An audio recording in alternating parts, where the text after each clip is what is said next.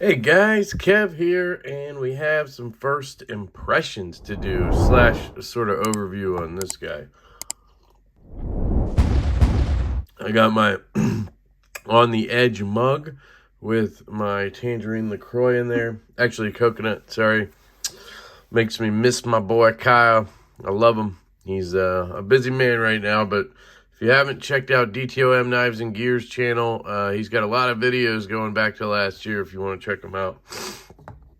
So I have obviously 5 knives here to do impressions on. This one's sort of an overview, so I'll do that real quick, and then we can rip into these 4. They're very different, very interesting knives, and I'm pretty excited to do the impressions on these. I'm keeping this sticker on the table for one reason, and you can already see my logo right here, but watch the exposure. Okay, it got a little darker, but now if I remove this, it goes like completely dark. So I'm trying to at least help with how much it fluctuates while I try to figure out what the hell that is. So anyway, this is the Shiro Haytion Zero, I believe. The Haytion R was the bigger one. I actually reviewed one of these. It was in green Alutex from Christopher Stanks. Big thank you to Chris. I believe he is on Instagram as Titanium Addiction 1970, if I'm not mistaken. If I remember, I'll link it below. But this is actually my buddy Joe's knife. He's the guy who does all my KME edges. He puts them on all my knives because he's a great dude, and it's sort of therapeutic for him. And he asked me to take a look at this knife because there was some blade play and a centering issue, which you can see the tip seems pretty much centered, but if you look down the center here, you can see how far off it is to this side. And the tip is a little bit off to that side. It's hard to tell, but you can definitely see it from this angle how it is. And some knives are kind of just like that, like the tip will be centered, but the rest of the blade isn't. I'm trying to think of an example. Oh yeah, my brand new Kvist variant is kind of like that. You can see right here, the tip is dead centered, right? But there's more space on this side than there is on that side if you look down the blade. It doesn't bother me on this case because it is dead centered, right? And man, I'm still in love with this thing. You can't tell, it's been in my pocket since I got it. Love this thing. I put it in backward shit. Now it's hard to get out. There we go. I love it. I think my Raptor might be like that too. Dead center tip, but just a little more gap on this side than that side. It's really just a personal thing if it bothers you or not. But this one, it's off for sure. The centering is not right on it. And I think that kind of affect the action a little bit. I mean, it's still really good on their multi-row bearing system, but it's not quite a free dropper. Like a lot of Shiros I've handled are sort of a very controlled drop shut. So it will drop shut on its own weight. It just kind of glides down instead of dropping like a guillotine. But anyway, so I had this knife for that, and then I sent it off to Joe over at Knife Nerd Reviews because he has the Shiro tools and everything, and he got it to have no play, and I think he Loctited it, and then I flicked it like 5 times, and it started having play again. I just tightened it again, and I can barely feel anything, but again, you still have that centering issue, so I think Joe is going to have to send this off to Shiro or whoever handles their warranty work here, which would be maybe Sean Campbell. I know he handles CKF's warranty work, which is another Russian company. But anyway, I have a review on this if you want to check it out. I've also reviewed the left-handed Neon Zero, which is basically the same knife. It's just full titanium. So if you want to see that, you can check that review out. Ultimately, it's a really good knife. It has good ergonomics. It's a very small sized Shiro. I think it's their smallest, maybe. and it just pockets really well. It's a great EDC knife if that's what you're looking for in a Shiro, because a lot of their knives are huge, right? Like this is a 3.3-inch blade, so roughly 3 1/4 or 3 1/3, whatever you want to say, and then it's probably what 7 1/2, 7 3/4 overall, something like that. So it's a good sized knife for a Shiro, in my opinion. So it makes it really pocketable, very EDC friendly. It's in M390 steel. It's gonna have a good edge on it from Shiro. I don't think I've ever heard of a bad edge, a bad grind, and a bad sort of primary edge from Shiro. They seem to always be pretty good. You can't really use this as a choil, but if you wanted to, you could try. But it's a good cutter, good ergos. Just overall, it's a very solid EDC knife, and I totally get why they're popular. I'm just not a Shiro guy. I think it's because they're flipper only, and I'm more of a guillotine guy than a controlled close, but I do really like a controlled close. I don't know. Just not my jam, I guess. I do love the look of this red Alutex a lot more than I liked the green for some reason. Just looks more like carbon fiber. The Alutex looked to me like sort of like wicker in a way. It was weird. I like the inlay over here. Clip is good. I mean, overall, it's just a good knife. So I just wanted to do a quick rundown on that. Action is good. Detent is dialed in. I say this all the time about Russian knives, but for something that costs, $600 or whatever, a detent ball ramp would be really nice because the break is right there, which honestly, if you're doing it normally, you're going to get past it. But it just would be nice to have that as a feature on a very expensive knife. So that's the Shirogorov Haytion Zero. Next up, let's talk about, I guess we'll try to do them in order of how I got them in. This is the Koch Tools KTC3. This was loaned in to me by a buddy I talked to on Facebook named Steve. Good guy, awesome dude in the groups. I don't want to put his last name out there just in case, but he loaned this in. In the unboxing, I did link to Koch Tools website, and they do have this available in G10. This is a micarta, and I hate this micarta. It's just not my style at all. It feels fake, sort of. I don't know how to explain it. You can probably see what I mean. It's sort of frayed at the edges. It feels like, I don't know. It feels like there's plastic and then they just put a thin, tiny layer of fabric over top or something. It just doesn't feel like good micarta, in my opinion. The ones on the website, I believe, are $199, and you're getting M390 steel. My biggest thing with the Koch knives is the looks.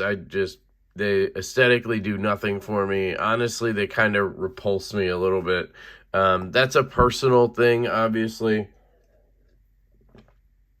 I don't think everybody is going to be, sort of anti the aesthetics of Koch Tools designs, because a lot of people buy his stuff. It's just, for me personally, they do not do anything for me. Also, this thing is thick. This thing is super thick, and I am not a thick boy type guy when it comes to knives. Now, ironically, I have a knife and I love it, and it's called the Thick Boy, but it's not thick in the sense of like this, right? It's thick in the sense of like it's tall, and it's a cleaver. This isn't that knife, but I'm just saying. Here's a comparison to the Neuron from Vero, which is a pretty standard thickness, about 1/2 inch. You can see, I mean, you still have an extra scale there from the Koch tool, even more almost. So it's just a very thick knife, which I'm not a big fan of in hand. Now, here's the rub, right? I'm not a work knife guy. So I do have some knives that I do some work with, like yard work and shit like that when needed.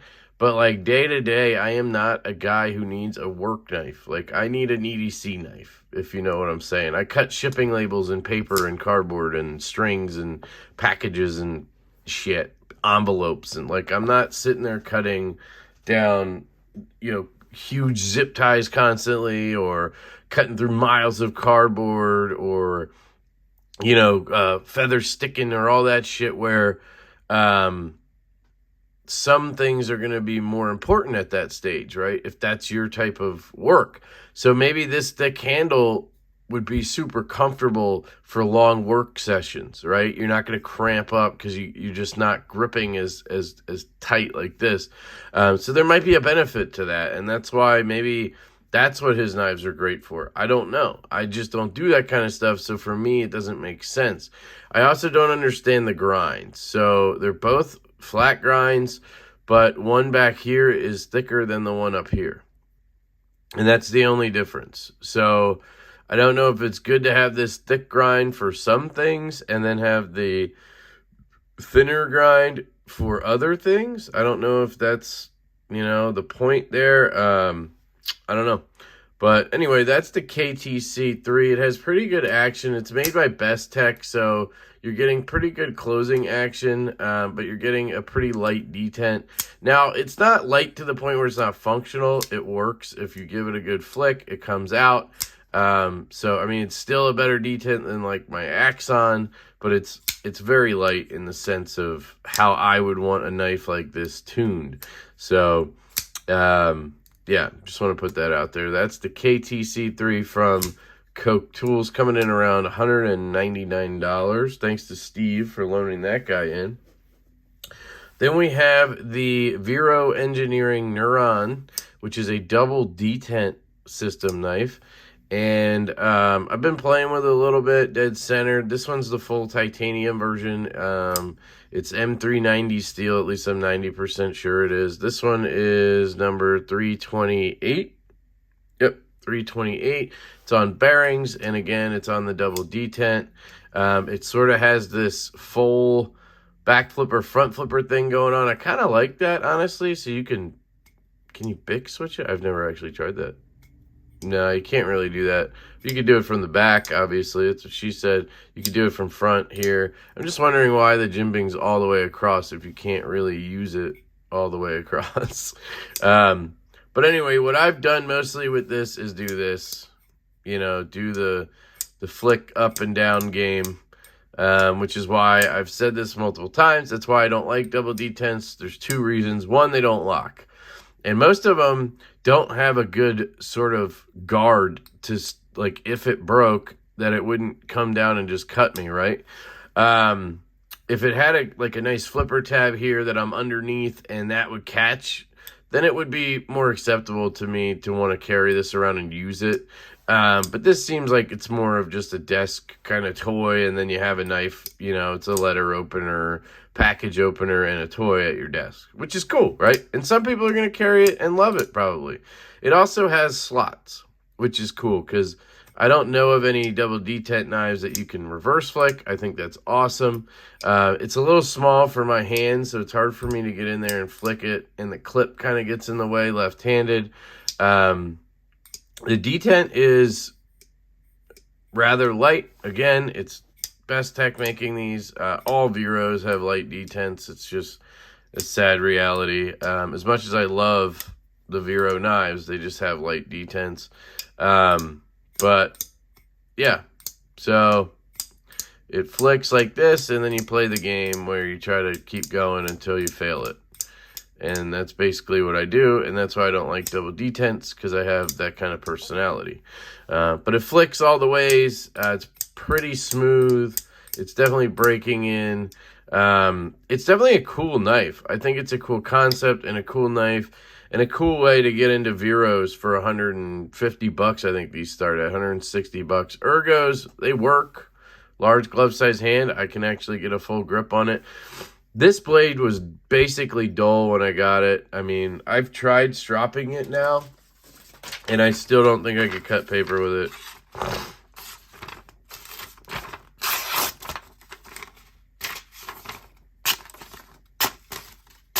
There you go. If I really hammer it through, it will, but, like, it's just not. I don't know why or what, but usually I get a Vero and it's razor sharp. So this could just be, could be just one of those things where this one was missed at the factory. But, I mean, it's freaking dull. I couldn't even strop it back. So, basically, it needs somebody to sharpen it. Hopefully, the next person I send this to in the pass around can throw an edge on it. I mean, I can double check with Joseph, make sure he's okay with that, because this was a loaner for pass around, but I'm pretty sure he would want us to be able to cut with it. And it's also possible that this one was held back because of that edge, and he sent it to me for the pass around, because obviously nobody bought this. It's a pass around knife, and just forgot to tell me that it needed an edge or something. I don't know. That's possible. But again, it's not a common occurrence. Like my Axon here, which now has a secondary edge on it, it came like a freaking laser beam. I absolutely loved cutting with this when I first got it on that edge. I just like having a sort of mirror polish, so I had that put on. So anyway, and this basically is a shrunken down Axon that doesn't have a lock. You know what I mean? He has like 4 knives now. The Axon frame lock, the Neuron, and the Mini Axon, all with the same design. It's my favorite probably of his designs at this point. The Impulse would probably be second because I love the Tanto. But that is the Neuron, guys. It's a pretty cool knife. They start around 160 and they probably go up to around 260 with titanium and M390 like this guy.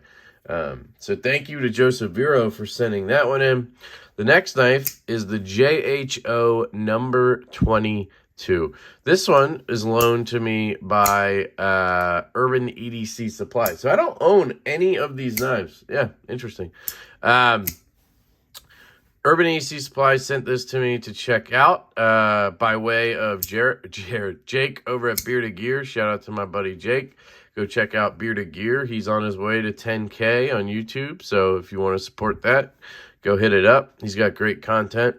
This knife is cool. It really is. I tried to find it on their website last night during the live stream and could not. So this knife is not available, it seems. I mean, they might have a website, JHO, that I don't know about. So that's possible. But Urban EDC Supply does not have this. You can use my affiliate link down in the description below. And, you know, if you're going to buy something at Urban EDC, you can use that link. It'll support the channel. I'll get 10% commission. It all goes into the channel and giveaways and whatnot. But obviously you don't need to do that. It's basically a folding scalpel with what I think looks like a sack handle. Kind of looks like a Swiss Army knife. Show you, I actually have a Swiss Army knife, believe it or not. I've never showed that before, I don't think. My brother got this for me for his wedding, for being a groomsman. But it kind of has that handle design, in my opinion. Or, I don't know if you've ever seen the Ray Laconico drop Keen. Kind of has that sort of handle. I don't know. Just reminded me of the sack when closed. This kind of rounded end right here. And there's a good size comparison for you. I think this is, I don't know anything about sack, guys, so I think this might be the Huntsman or whatever it's called. It's got the corkscrew and scissors and stuff. It's got the tools I would probably want, except I would want the T-shaped Phillips instead, but it is what it is. And I've never used it, not once. Never carried it either. So there's that. We have a deep carry clip. I love the clip. I've been carrying it today, actually. This came out of my back pocket. I love how it's a milled titanium clip, yet it's still deep carry. That is cool. I love the design and the milling in the clip. I love the micro milling all over this knife. I mean, it's really cool. The finish work, the pins, these brass pins, the standoffs and how they go through. Screws are only on one side. Like, it's just very well done. The 4 dots on the flipper tab there, the way it nests into the handle, dead centered. You know, it's just really well executed on this knife. We don't know who the OEM is. They did not tell Urban EDC Supply, and they could not tell me. So I can't really feel it out either, to be honest. It's very, very well done. So, you know, it makes me want to say somebody like Riot, but there's companies out there that I didn't even hear of until last week, like Kevin John. Apparently, they're out of China, and they make the high-end CKF knives. Had no idea.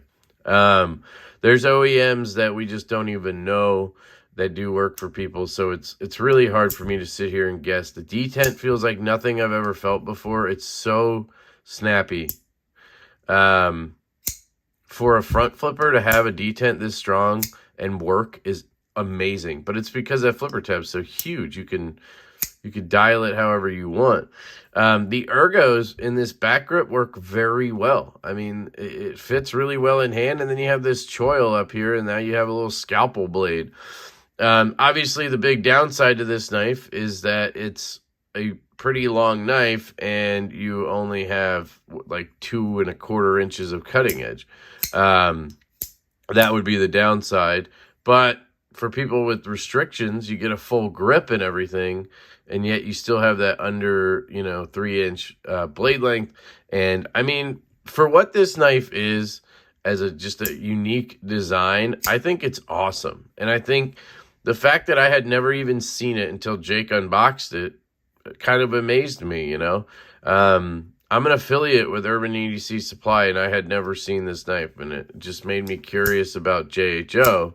He has some other knives on there that are available. There's some double detent, sort of scalpel-y looking knives, too. So they have cool stuff, and I think JHO is cool. I'm going to be keeping my eye on what they do. If they do something a little more in my wheelhouse, I'll be picking it up. This is cool, but I don't know if I would carry it, own it, love it if it was in my collection, if that makes sense. But I could definitely see why somebody would. So that's the JHO number 22. It's kind of addicting to flick and manipulate. You can do the rollback move. Here, I'll try to show you. Close it with my hand like this and then roll back. You can do the rollback. Bang! I mean, if I can do that, anybody can do it. Cool knife. JHO number 22, shout out to LeftyEDC Supply for loaning that in. Last but absolutely not least is the Kizer Mini Critical White Mountain Knives exclusive in 3V and micarta. Now, this might be my last video, I think, is the unboxing of this. And that was Friday night that I unboxed that. It is now Sunday, and I have carried this since I unboxed it. I really wanted to get a feel for it. People kept telling me how much I'd like it, how much it would break in and whatnot. So I was like, all right, I'm going to carry it. And guys, this thing is awesome. It really is. Now, my middle finger is a little beat up from it. Even my calloused middle finger hurts from this thing because the detent is so stout. But it is breaking in, and I have no doubt if I kept with it for a long time, it would probably become a perfect middle finger flicker. So that's a good thing, right? Now, this is not my knife. This was sent to me by White Mountain Knives to check out. I don't have unlimited funds, and it's really awesome when you guys as viewers and companies like LeftyEDC and White Mountain Knives send me loaners to check knives out, do a review, and then I can send it back or buy it if I want to. And sometimes they tell me to just keep it and give it away, and that's what I do. Like the Cormorant that White Mountain Knives sent me. This one's being given away for my 3K giveaway video I still need to do. I'm waiting on a couple more things for that. And we'll do that video. So big shout out to White Mountain Knives. You can, of course, use my code LEFTY10 at checkout for 10% off your order and free shipping in the United States. So, yeah, this is just a knife that I think is so functional. And again, as a work sort of knife, I think this would be very comfortable in hand for almost anybody, unless you have a XL, 2XL size glove, because I'm a large and I'm at the kind of end of this guy here. But it does work. It works. I wish it had a choil and no flipper, but, that's okay. The flipper as is works so well. This has got to be one of my favorite flipper design / actions I've handled. I'm sorry, my hands are getting sweaty now. It just flies out of there. The detent is so dialed for it. And then you can also do a thumb flick with the hole. You can do the reverse flick. Obviously, it seems to be easier right-handed because I think you're pushing away from the detent ball when you're pushing on the hole. You're pushing this way out of the detent ball. And when you do it left-handed, you're pushing into the detent ball. So it sort of strengthens that already stout detent. This thing makes some cool sounds. It kind of like clinks and tings.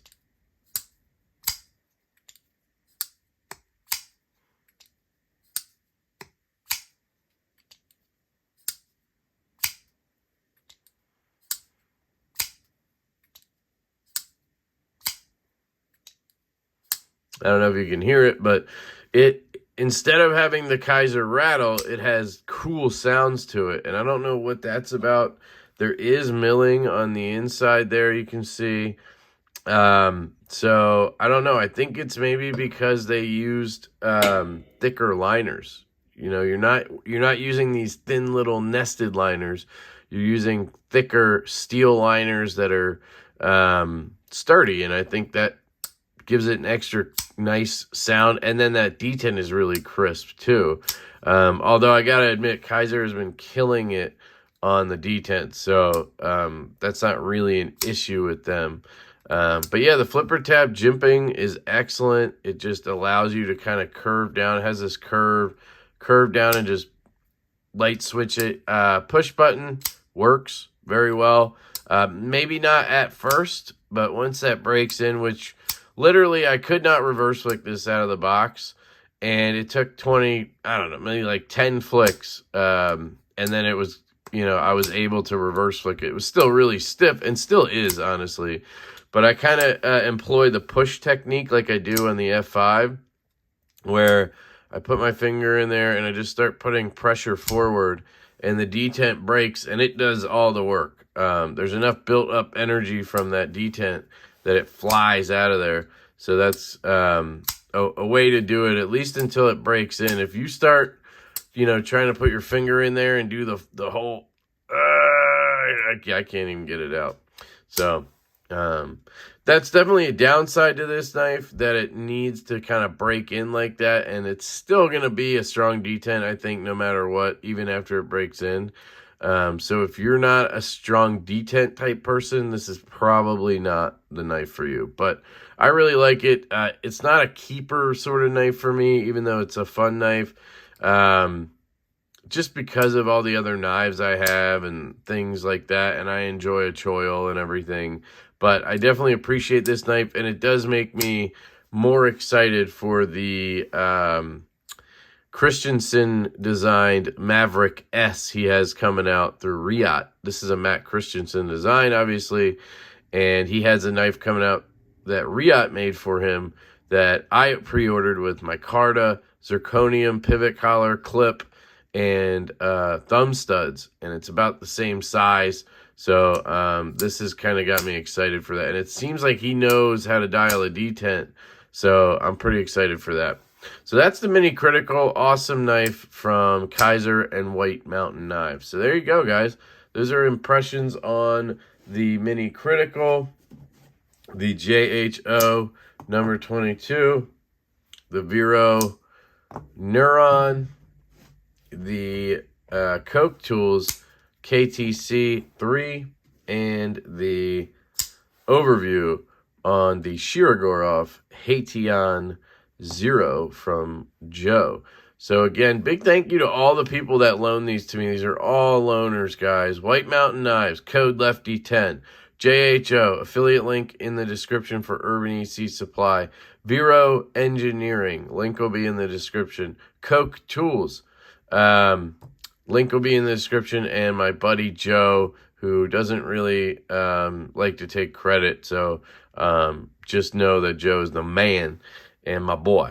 So big shout out to all those people. Big shout out to you guys. Thank you so much for watching and listening to me ramble. you can support the channel by subscribing, liking the videos. You can join my memberships. There's a link to it now in the description of every video. If you're on iPhone, sadly, it's not going to let you do it. But if you're on a MacBook, PC, an Android phone, something like that, it will let you join. But if you're on iPhone and you still want to support, there is a link to Patreon as well down there that you should be able to do. But anyway, there's also a bunch of discount codes for you guys to use if you want. And you guys know the spiel. Sorry. I love you all. I really do. I hope you have a fantastic day. And I will catch you later.